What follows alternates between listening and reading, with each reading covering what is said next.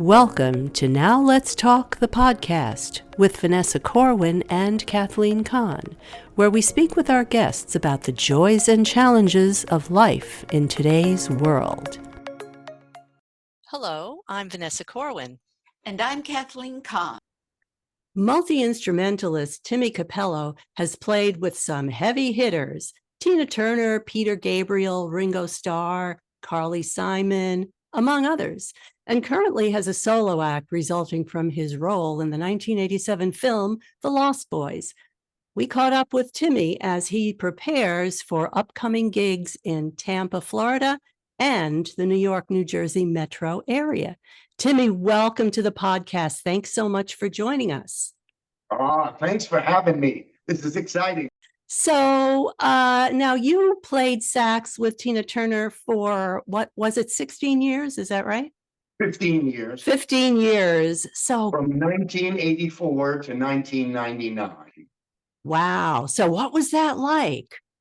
Touring the world with Tina Turner. Yes.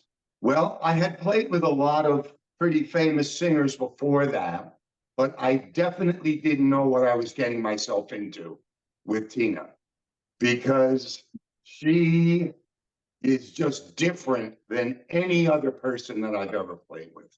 She is got her stuff together so well, and she is not a fading flower. She is going to tell you exactly what she thinks, and she is going to tell you what you need to do to come up to her level. I would have to say that I learned more from her than anybody that I ever paid to teach me about music. She taught me how to make music into emotion. It wasn't just notes on a page. It wasn't just, getting something correct. It was all about the emotion. If you want people to feel this, you've got to show emotion. And that's what I learned most from her. You know, that's amazing what you just said, because it took me a long time to learn that as a singer.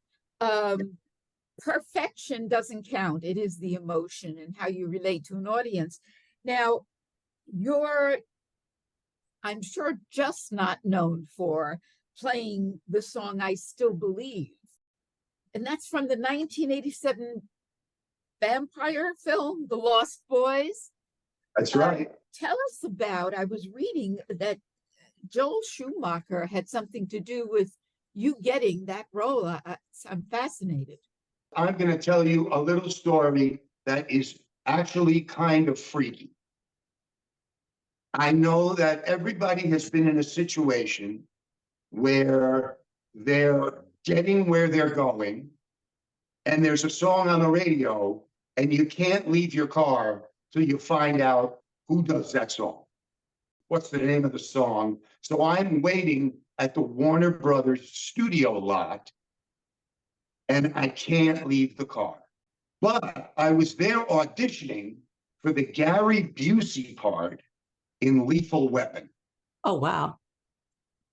So, yeah, well, I was late. I didn't make it in time. Everybody was gone. Now, I think I could have done it. I was a little disappointed, but as I'm sitting there chewing the fat with a lot of the people that were there auditioning, a guy just that I never met before comes across my view, stops and says, "You play with Tina Turner, don't you?" And I said, "Yes, I do." And he said, "Come with me." He walked me down the hall, knocked on the door. Sitting behind his desk was Joel Schumacher, the director of The Lost Boys. He says to me, "Timmy, what the hell is going on? I've been trying to get in touch with you for 2 weeks. Do you have a phone? Do you have an agent? What the heck is going on?" Now I said, "Well, I've been on the road. I just came in to do this audition, I'd spend most of my time on the road. You know, I'm lucky that Tina would let me slip away to try to do some more stuff, right? So he said, would you like to do a song in my latest movie? And I had, of course, known his, you know, I had known Car Wash and, you know, Oh, he's amazing. Oh, yeah. I had known his stuff. So I loved him. And I said, man, you bet your ass I want to do this. I'm dying to do it. Now, the interesting thing was that I was the second person that they chose. The first that they chose was a group named The Call, who had done this specific song that I was in the parking lot listening to. Yeah. So Wow. it turned out that he gave me the exact song That's that made crazy. for the audition. Wow. That was karma. That, More I than tell you what, karma. Oh my karma, gosh. absolute with a capital K. Oh That God, was yes. so amazing. And he had wanted The Call to do it first, but The Call was a Christian band. So they didn't want to have anything to do with any vampires or so they said no, thank you. So I said, yes, thank you. I'll definitely do this because I just thought he was the greatest. You know, he was, you know, Joe Yeah. Schumacher got his start in Andy Warhol's factory. Yep. Oh, did he? Wow. Yeah. So he was the hippest of the hip. I just thought he was fantastic. So I said, yo, you bet your ass, man, I am in. So he sends me the tape, and it's the exact same song that made me wait for the audition. Wow. I just thought to myself, okay, I got to do this. Yes. Accept and take it. Take Yes. it. You did. And it was Yeah. a good thing that you did, right? Can you imagine? 2 hours is all that it took. And it was, you know how everything, you guys are filming, you guys are filmmakers. You understand that it always takes about 10 to 12 more times than you think it's going to, right? Of Very course. rarely do things just go Right. right after the other, but not this. It only took 2 hours to cut that entire scene Wow. because we were just there. Everybody in the Santa Cruz area, they were at that place on the beach every night. We didn't need any extras, Wow. Talk about karma with a capital K. I mean, right? that really. It still blows my mind. Now you have appeared with Tina Turner and so many other bands, Ringo Starr, Peter Gabriel, etc. What were those experiences like for you? And do you have a favorite among them? My very first job at age 18 was playing piano and saxophone for the comedian Billy Crystal. Oh my goodness. Wow. We met in a club. He said, would you come and just play a little bit for me? Well, that lasted for 5 years. Oh my goodness. So all I'm saying to you guys is, can you imagine being in a car with Billy Crystal, driving from New York to Niagara Falls, and he's got you under the seat in line? Oh my God. Absolutely. Yes. Fantastic. That was one of my very, very favorite You've experiences. got some sort of an angel that's behind you in this business because it doesn't happen like that mostly. You know That's what? amazing. I am the luckiest dude in the universe. So I'm hearing these days you're touring the country, playing clubs. Yes. You're known as the sexy sax man. You got to tell me where that came from. Is this the result of the film or more? Did you ever think that the movie would have such a cult following. Absolutely not. The film didn't mean anything for my career, but then Saturday Night Live did a parody of me with John Hamm playing me. And that's what, once I was their grandfather's age, then, because my audience is in their early 30s to 40s. So Right. are these cult following you? The Rocky Horror Show, everybody goes because they know it. That's exactly what it is. Mm. I look out and I see there's a lot of words in that song. And I see all these kids who weren't even born when Yeah. I did this, singing every note, singing every word, dancing around like crazy. I tell you what, talk about luck. I am just the luckiest guy in the solar system. Now, do you think social media had anything to do with this? You know, it's interesting that you say that, Vanessa, because some people have told me that. Some people have said it's when you got yourself on social media that it started to snowball. I guess I have to believe them. I don't Yeah. know.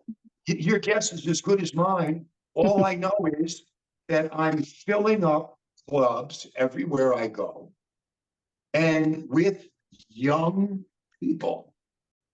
It's amazing. So I hear that everything I'm reading about you, you truly are a one-man band. I mean, you play keyboards, you play drums. I mean, forget it. Okay. You don't have an agent, you don't have a rep. How do you get the gigs? I have a website that helps me find all of the clubs. And because a lot of people have heard of me, I just basically say, this is me, put some pictures up. This is a little demo, 5-minute demo of my show. And so I just email out, like say I want to go to St. Louis. I'll just email every club in St. Louis that looks like it might be a good fit for me. And I'll email 20 people and 5 or 6 will write back. Mhm. That's great. Wow. That's that. And that website sounds like it's a great resource for you, Oh, it's that. fantastic. I might just as well tell all the other musicians out there that if they're looking for ways to connect with club owners, college people, that are having shows at the college, it's called Indie on the Move. Hmm. And it gives you the email address, it gives you the phone number of everybody that's a booker in the whole country. Somebody told me about it, and so I want to pass this on to people because it is a gift from heaven. Oh, Yeah, fantastic. That's a terrific resource. Now, to get to your gigs, you drive everywhere. You're the road warrior, man. You're like, so tell us about life on the road. What is that like for you? I would imagine it requires a lot of discipline and focus. So talk about that. yes. It requires a tremendous amount of, you got to get your workouts in every day. I'm going to take myself to the Walmart parking lot and I'm going to practice my stats. I'm going to practice my voice. And then I'm going to go to the Planet Fitness, get a good workout, check into the hotel, go right, set up. It's a discipline that I do that if you don't keep on it, you're dead in the water. If you let, one day when you don't shave, say, that is, you know, that you're headed down the wrong path Yeah. because you've got to keep yourself totally focused. Indeed. And do you also, I read somewhere that you kind of bring your own food with you? Do you do that still? Or? Yes, I do. Well, they always have microwaves and fridges. So I make sure that I've got that. Mhm. And quite frankly, just to, you know, there are a lot of these frozen dinners that are extremely healthy. So I do that, and then maybe I'll go to some place that's healthy, a little more healthy. Mhm. Mhm. Like Panera Bread is a great example. Oh. They have lots of good things. Even Dunkin' Donuts. I know it sounds crazy, but they have avocado toast. So Right. I look at all of the fast food joints, and I look them up online, and I say, who's got the best, you know, soup, and that's the way I do it. That's the way I do it. Yeah. A lot of Hey. research. A lot of research going on there. Yeah, Talk well, about you know what? You're discipline. driving in a car 7 hours in a day. You got tons of time to do some research. Now, when you get to the gig, now do you do conventions also, or they're more Yes, clubs? So, yes, that's what started me on this. oh, Was really? conventions. Yes. Now, when you're there, what kind of music do you perform? Do you do, Like in the aside clubs. from the famous one, do you do covers? Do you do your own originals? Well, I do both. It all depends. I'll ask them, do you want me to play? And if you want me to play, do you want me to play the song from the Lost Boys? Or do you want a full hour and a half show? Mhm. So they'll pay me a certain amount of money to either do I Still Believe from the Lost Boys or to play my whole show. Tell me about your whole show. What is that? So what, yes, and also, yeah, tell us about your show. And also, do you do different set Okay. list for every show, or do you pretty much do the same, like when you go to a club? Right now, because of COVID, that sort of put a crimp in things for a little while. But once that was over, then I was ready to get started again. So yes, I do it with theater software. It keeps the movies running. It keeps, and so Ah, by just pressing one little button with my foot, I can get myself through the show. And now at the oh, moment, I'm making a new show. aha. So I am making a new record. I'm making films because let's face it, if you're just a one-man band, the worst thing it could ever happen is that you're going to do karaoke. Oh my God. You know what I I'm saying? personally detest. You have to make it entertaining for them. Tell stories from my checkered past. They like the little stories about playing with this person and what's Ringo Starr really like, or what's Tina really like. And so I'm doing that. And I have been because of COVID, I pretty much have been just doing my one show. But I'm about 3/4 done with my new show. Great. And then once that's done, then I can do my brand new show until that starts to become, you know, a little bit long in the tooth, right? Yeah. Yeah. So then after that's done, I will have 2 complete shows and I can ask people from the stage, okay, which one do you want to hear? So you could take requests, in other words, right? I can take requests. I can give them anything that they want. And to me, I think that that is going to be the way that, you know, that's what I'll do.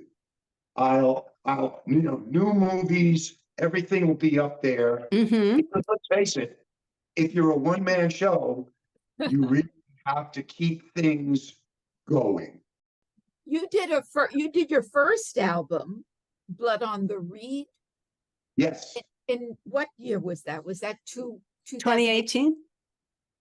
No, it was 2021, I think. Oh, I think. soon? Are you Oh, working wow. on any new music, and are you thinking about doing another solo album? Oh, yeah. Well, the thing is, these albums and films are really labors of love because I play every single note and Crazy. sing every single note on the album. My sister and I have a good vocal blend, Mhm. so she and I will get together and do the background harmonies. Mm. But other than that, I'm playing drums, I'm playing bass, I'm playing guitar, I'm playing piano. All these things, to me, it's the most personal that I could get. Are these Yeah. all original songs on the No, albums? I only usually do about 2 original songs in each set Hmm. Right. So, because I want I want to, as I said, entertain people. I mhm. want people to have songs where I take a song and I twist it around. Yeah. Right? Like, in other words, if you remember the old song by Screaming Jay Hawkins, I Put a Spell on You. Oh, yeah. Yeah. So I take that song, which is originally a ballad, and I turn it into a party song, All a right. band song, where so I like for people to know what they're listening to. Yeah. Hmm. So I will I say a couple totally, of, yeah, you're Yep. right. Yep. would you guys mind if I did an original song? Yep. And usually they're really into it. They'll do it. Yeah. That's great. So it's a combination of, familiar stuff and some new stuff. Do you envision any collaborations going forward with other musicians? Well, there is Corey Feldman calls me a lot to see if we could do some albums together, and also G. Tom Mack, who wrote the song "Cry Little Sister" from the Lost Boys. So Oh, we collaborate, but I have to say, I think I'm kind of a megalomaniac. I want that control, and yeah. I want every note to be what comes out of my heart. Got it. Now I know, okay, so you're working on a new album. Yes. What about other projects like movies? Any new Oh, movies? I just finished a movie. There's a good friend of mine. I live in Columbia, South Carolina, and he was one of my first friends from Columbia. He persuaded me to live there. He said it's really a fun place. It's a very artistic place. Everybody is doing something. So he's doing a horror movie, and I both played in the band in the movie because it's kind of like a Manson-esque. Ooh. And so it's going to be very interesting. And then I play, he really wanted me to be in it. So I play a talk show host, not unlike yourself, right? I play a talk show host, and it's more like about the paranormal. Ooh, well, you got to keep us posted on that. We definitely want to see that. I'm so excited about it because I've done a bunch of TV shows and movies. I did Miami Vice. I did The Equalizer twice. Mm. I did a couple of things for Netflix. I did Reservation Dogs. Oh, wow. And I'm always on TV. I don't know if you've ever heard of the Access Channel, AXS. Oh, It's yes. I do a show called The Top 10 Revealed. And what they do is they say people who are sort of experts at certain kind of music. They'll ask you questions about that. So a really smart person once said to me, he said, just always say yes. And that And I'm is sure you absolutely guys understand- right, Timmy. You guys understand what I'm saying, right? Oh, yeah. Absolutely. Yeah. Couldn't agree more. Always say Right? yes.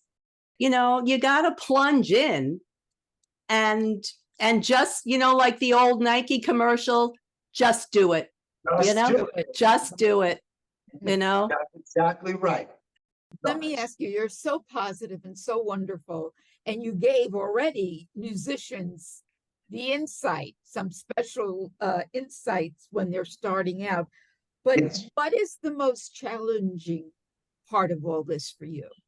My answer to that is really something that I always say. I would do the show for free. I would do the merch table for free.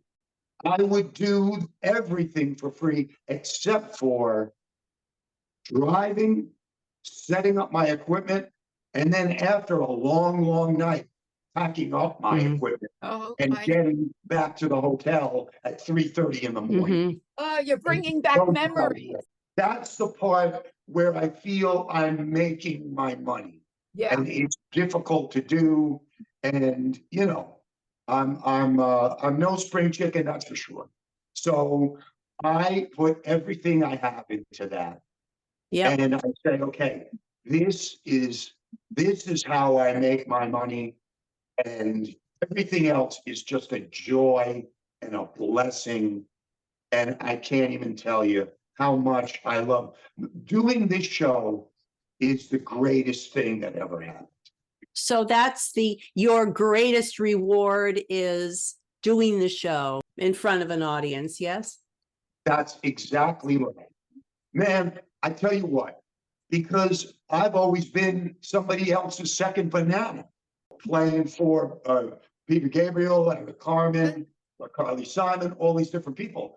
Now I'm my own banana, and when I finish a song and people are going so crazy that I literally am backing up, that's how loud it is. That to me, I just can't describe the joy of that. It's the best thing that I've ever done in my life.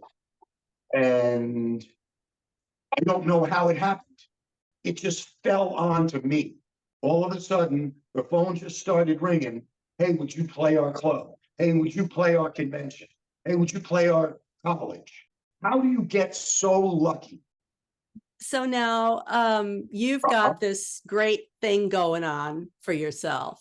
So what advice would you give to musicians who are starting in their careers? You know, the thing that I said to you, always say yes. And just don't ever stop. Because eventually, that wild, out of nowhere break is going to come someday. And if you're not ready for it, then you've just blown all that work.